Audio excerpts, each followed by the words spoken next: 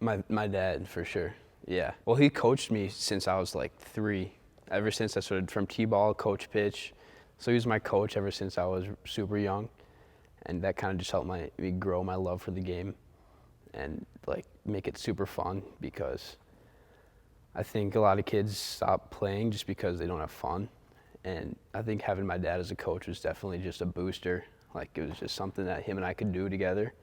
And then even now, he just takes a lot of time out of his schedule to throw with me, take me places, take off time at work to like go down to tournaments and everything.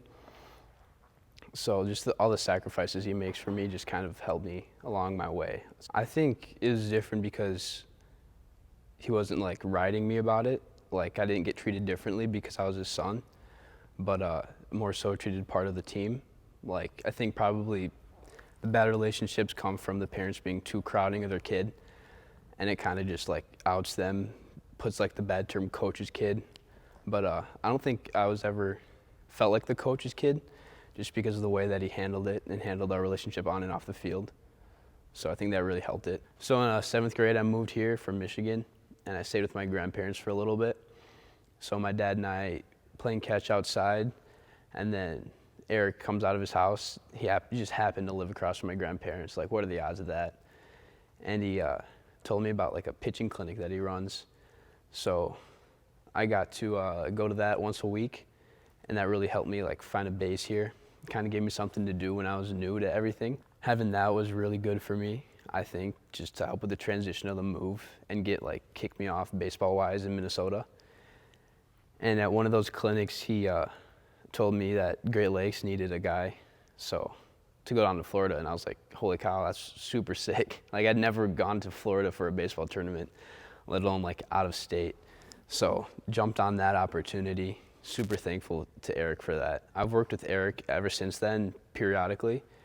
So I did his pitching thing that winter, the winter after, stayed in contact with him, gave me opportunities to come out here, go to fields and work with him and his other guys.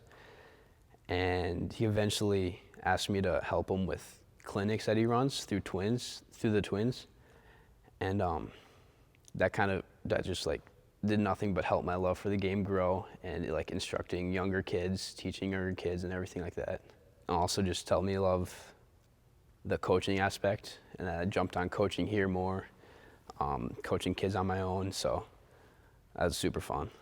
Travis Rogers, he was my 14U coach, and I mean that was a really fun year, a really good team, made it to state, not just because of the success of that team, just the way Travis handled everything and his coaching style and like just the time and intent he put into the team and all the players, just really great. And he always invites me to go hit with them, so he takes time out of his day to work with me. I'm not even his son, he doesn't even coach me anymore, but he'll still instruct and help me grow along that way. Yeah, my mom too. She doesn't really come to a lot of things, but she's always there for me at home. And she's a therapist, so she's really into like metaphors and like meditation and everything. And I think it's sometimes kind of cheesy, but I mean, she knows what she's doing, so she gives me some ideas to take with me on the field and off the field too, help me like handle my composure, handle a bad game, bad inning, come back from that, and definitely have taken some things that she's taught me and used it for the better. So I always write fail harder on my brim, right where I can see it. And I'm not sure who said that. It might have been Travis for short view ball, but that's just always stuck with me. Like to get out there, don't worry about anything, like especially in practices, just go for it, kind of. But as if like, who knows if it could happen if you don't try, right? Like if there's a ball, dive for it, fail. At least you tried.